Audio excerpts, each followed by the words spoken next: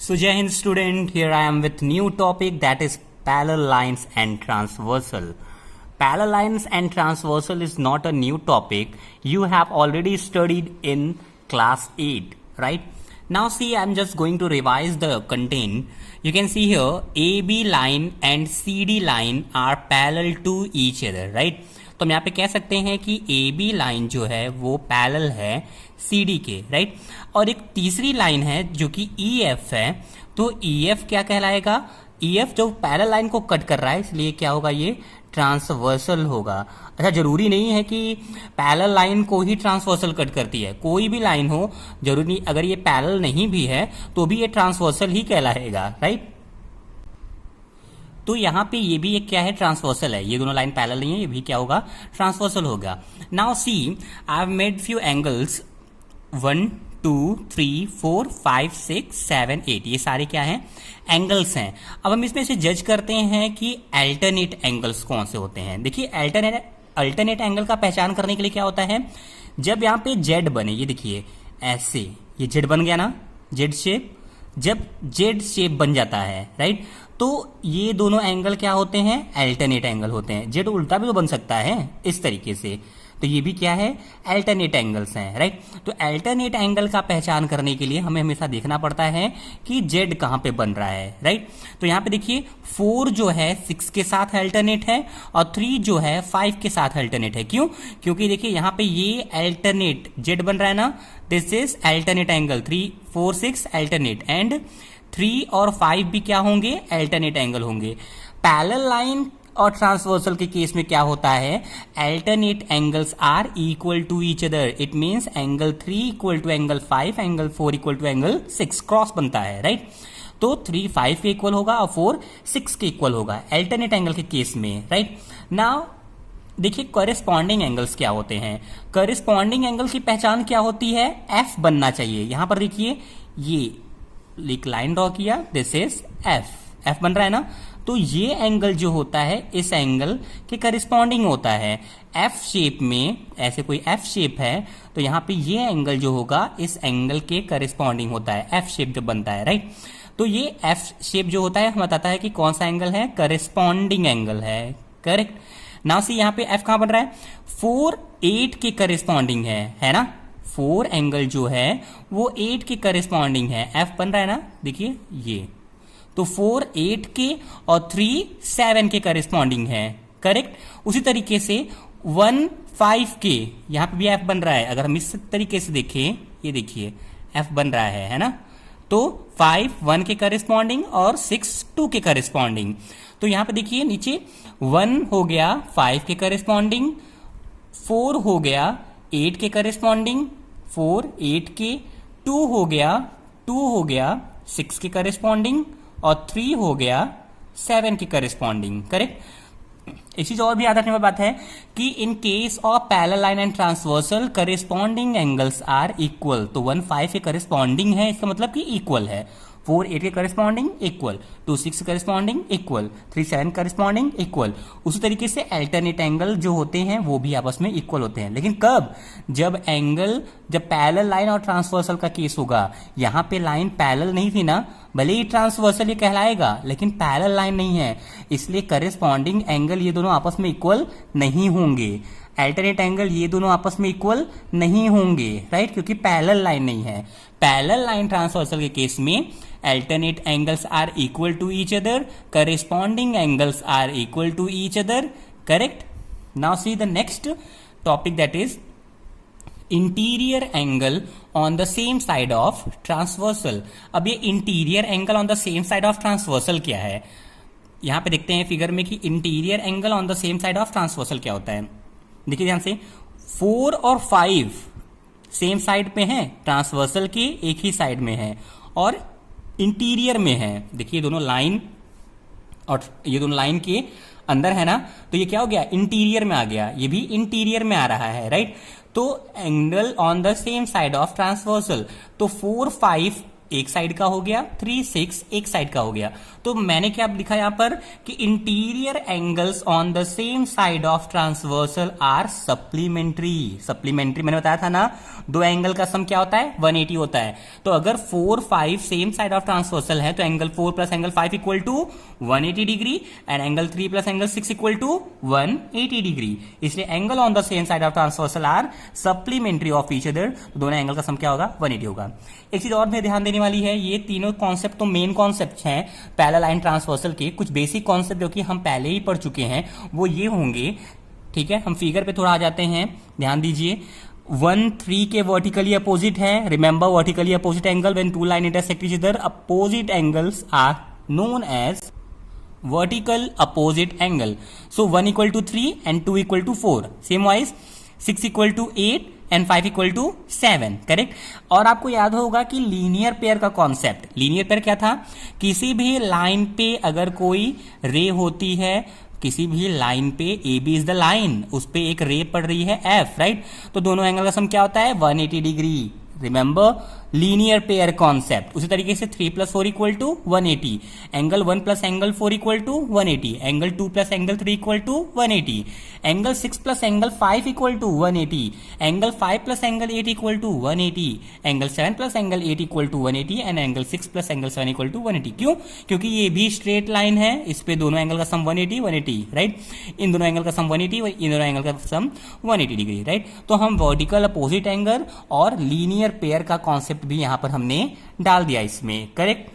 Now I am going to take one example.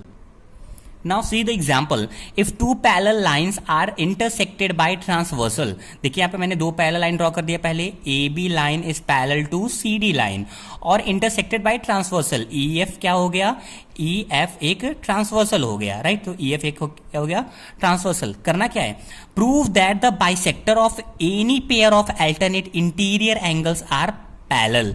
अब देखिए थोड़ा सा कंफ्यूजिंग है ये, क्या कह रहा है, prove that bisector of any pair of alternate interior angle, है ना।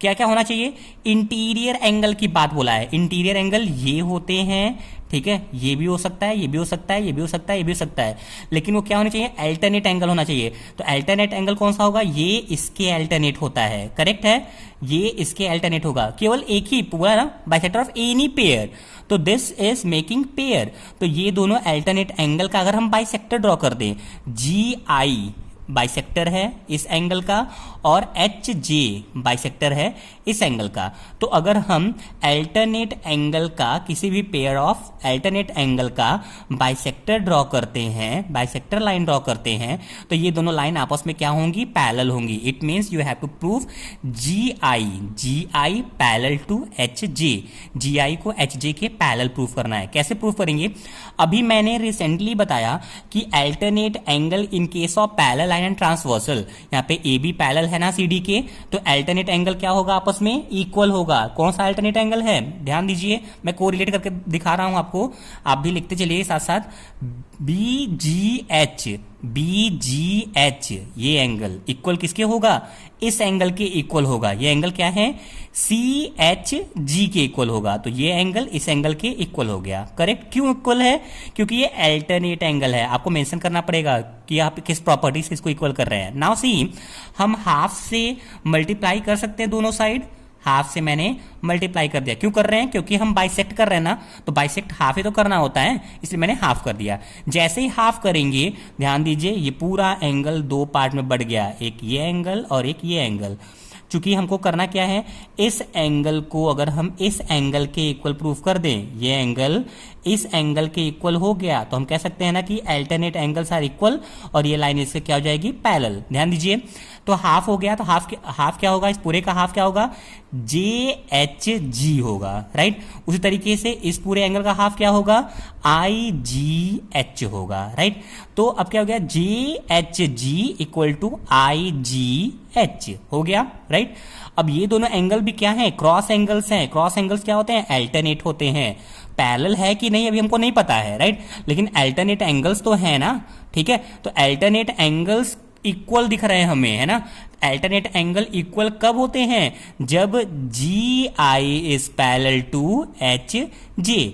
ये लाइन इसके पैरेलल होगा तभी देखेंगे, कन्वर्स होता है, राइट। अगर मैं ये बोल रहा हूं कि ये लाइन इसके पैरेलल है और ये ट्रांसवर्सल है तो अल्टरनेट एंगल इक्वल होते हैं। उसी तरीके हम बोल सकते हैं कि अगर अल्टरनेट एंगल इक्वल है तो ये लाइन इसके पैरेलल होगा, तो अल्टरनेट एंगल इक्वल है तो H J is parallel to G I, तो H J is parallel to G I. तो मैं यहाँ पे इसी के आगे continue that G I parallel to H J, so G I parallel to H J, इस तरीके से प्रूव हो जाएगा। Okay, now see the next example.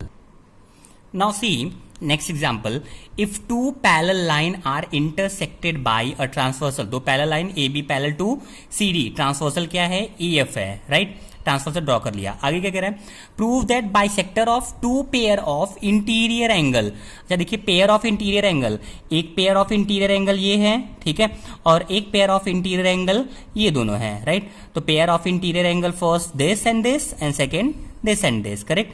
तो इंटीरियर एंगल का बाइसेक्टर करते हैं। अगर इसका बाइसेक्टर और इसका बाइसेक्टर ड्रॉ करें, means H I is bisector of this angle and ji H bisector of this angle. तो देखिए इंटरसेक्ट किया ना एच पे, मैंने इसको एच नाम दे दिया, राइट। यहाँ पे एक एंगल है और ये एंगल है, right. Interior angle same side, ठीक है, बोल रहा है ना two pair of interior angle, एक पेयर ये बना, तो इनका अगर हम बाइसेक्टर करें तो this is J I bisector है और जी जे बाइसेक्टर है, ये भी इंटरसेक्ट किया, मैंने इस पॉइंट को नाम दे दिया जे, राइट। अब ध्यान दीजिए, प्रूफ करना है कि ये जो बना हुआ है जी H I J is the rectangle, ये प्रूफ करना है। कैसे प्रूफ करेंगे, देखिए ध्यान से, प्रूफ पे आ जाते हैं। प्रूफ में क्या है, पहली चीज कि हम ध्यान दें कि रेक्टेंगल प्रूफ करने के लिए हमें क्या पता होना चाहिए, रेक्टेंगल की प्रॉपर्टी ये होती है कि अपोजिट साइड जो होते हैं वो पैरेलल होती हैं, तो this side is parallel to this, and angles जो होते हैं वो 90 डिग्री की होती है, राइट। तो हमको प्रूफ करना पड़ेगा एनी वन ऑफ एंगल, अगर किसी भी एंगल को 90 प्रूफ कर दें और अपोजिट एंगल को पैरेलल प्रूफ कर दें तो ये रेक्टेंगल होगा, प्रूव हो जाएगा। तो देखिए अब क्या क्या करना है हम लोगों को। फर्स्ट थिंग, हमें पता है कि angle on the same side of transversal क्या होते हैं, सप्लीमेंट होते हैं। तो इस केस में देखिए आई G D, right, I G D plus ji I B, इन दोनों का सम क्या होगा 180, क्यों, angle on the same side of transversal, तो इन दोनों का सम क्या होगा 180 होगा, करेक्ट। अब अगर हम इसको हाफ कर दे, दोनों साइड हाफ से डिवाइड कर देते हैं तो इससे क्या होगा, half of I G D plus half of G I B equal to half of 180। Half of 180 क्या होगा, 90 डिग्री होगा, और half of I G D क्या हो जाएगा, आई जी डी का हाफ ये होगा, correct, I G H, correct, I G H या फिर एच जी आई, बात एक ही है, एच जी आई, राइट। और half of G I B का हाफ क्या होगा, जी आई एच या फिर एच आई जी, ठीक है। अब देखिए इक्वल टू 90, अब इन दोनों का सम अगर 90 आ रहा है तो ये ट्रायंगल है ना, ट्रायंगल में तीनों एंगल का सम क्या होता है 180 होता है, राइट। तो this plus this equal to 180 डिग्री, तो this plus this equal to 180 minus this angle लिख सकते हैं, इसलिए मैंने लिख दिया है इन दोनों की जगह पर, तो H G I plus H I G की जगह पर हम क्या लिखेंगे 180 माइनस जी एच आई। क्यों लिखेंगे समझ में आ गया आई थिंक, क्यों, क्योंकि तीनों एंगल का सम 180 होता है, ठीक है। तो ये एंगल सिर्फ क्या हो जाएगा 180 माइनस दिस प्लस दिस, या फिर this plus this equal to 180 minus this, ठीक है। यहाँ पे देखिए शॉर्टकट में देख लेती I plus G plus H equal to 180 होता है, तो हम अगर आई प्लस जी की जगह पर रखना चाहे तो क्या लिखेंगे 180 माइनस एच, ठीक है। तो यहीं पे मैंने 180 माइनस जी एच आई, ठीक है, इक्वल टू 90। अगर जी एच आई को राइट साइड में ले जाएंगे तो प्लस जी एच आई, और इधर आके माइनस हो जाएगा, तो 180 माइनस 90 इक्वल टू 90। तो जी एच आई आ गया कितना 90 डिग्री, ये G H I equal to 90 degree. Same अगर ये तो मैंने इस साइड को लेकर किया था, सेम प्रोसीजर अगर मैं इस साइड को लेकर करूंगा तो ये एंगल भी 90 प्रूव हो जाएगा। तो ये जरूरी नहीं है कि हम ये सेम प्रोसीजर पूरा इसमें भी करें, ये जरूरी नहीं है, right. We can directly write likewise GHI equal to 90 degree. तो हमको बस ये दिखाना था ना कि ये एंगल भी 90 होगा, तो हम डायरेक्टली ले देंगे likewise GJI equal to 90 degree. तो पहला पार्ट हमने प्रूव कर दिया कि एंगल क्या हो गया 90 डिग्री, ठीक है। दूसरा पार्ट हमें ये क्या दिखाना है, पैरेलल दिखाना है। पैरेलल दिखाने के लिए जैसे मैंने पहला क्वेश्चन प्रूव किया है, पहला एग्जांपल प्रूव किया है, अपोजिट साइड्स आर पैरेलल, ठीक है, उसी तरीके से करेंगे। कैसे करेंगे एक बार ध्यान समझ लेते हैं इसको हम, ठीक है। फिगर पे आते हैं पहले, तो फिगर ध्यान से देखिए। इस पे क्या है कि हम अगर किसी तरीके से प्रूफ कर दें कि GH पैरेलल टू IJ, ये पैरेलल प्रूफ कर दिए तो काम हो जाएगा। लाइकवाइज लिखकर इसको पैरेलल लिख सकते हैं, राइट। लेकिन करेंगे कैसे, हमें पता है कि alternate angles are equal. Alternate angle equal अगर होंगे तो हम क्या लिखेंगे कि IGD, ये angle IGD equal to GIA। Figure आप लोग पहले ड्रॉ कर लीजिएगा तभी समझ में आएगा, अदरवाइज समझने में प्रॉब्लम होगी। यू कैन सी हियर, मैंने यहाँ पे लिखा हुआ है कि IGD equal to GIA alternate angle है, राइट। तो अल्टरनेट एंगल है तो ये दोनों आपस में क्या हो जाएंगे, इक्वल हो जाएंगे, फिगर के अकॉर्डिंग है, ठीक है। IGD equal to GIA। अब ध्यान दीजिए, इसका हाफ करेंगे तो यहां पहुंच जाएंगे, इस पूरे एंगल का हाफ करेंगे तो इसमें पहुंच जाएंगे, और इस पूरे एंगल का हाफ करेंगे तो इसमें पहुंच जाएंगे। तो हाफ कर देते हैं, तो मैंने इसको क्या कर दिया, हाफ किया इसमें दोनों साइड में, तो half of this, half of this, half of. जैसे ये IGD का हाफ करेंगे तो IGD का हाफ क्या हो जाएगा, IGH, ठीक है। IGD का हाफ, IGD का हाफ IGH, और उसी तरीके से GIA का हाफ GIJ, राइट। तो मैंने GIA का हाफ लिख दिया GIJ। और ये दोनों एंगल भी देखिए अल्टरनेट ही हैं, है कि नहीं, देखिए ध्यान से। This angle is equal to this angle, alternate angles हैं, अल्टरनेट एंगल इक्वल हो गए। अल्टरनेट एंगल इक्वल कब होते हैं, जब लाइन क्या होंगी, पैरेलल होंगी। तो IJ पैरेलल टू GH, अगर IJ पैरेलल है GH के तो लाइकवाइज हम लिख सकते हैं IJ पैरेलल टू GH, तो likewise this is also parallel to this. देखिए इसलिए मैंने यहां पर लिख दिया है कि GJ parallel to HI, right. तो पैरेलल भी प्रूफ कर दिया और एंगल 90 भी प्रूफ कर दिया यहाँ पर, ठीक है। तो पैरेलल और 90 होने की वजह से क्या हो रहा है, किसी भी 90 डिग्री भी प्रूव हो गया और ये साइड इसके पैरेलल भी प्रूव हो गया, तो this will be a rectangle. Thank you so much.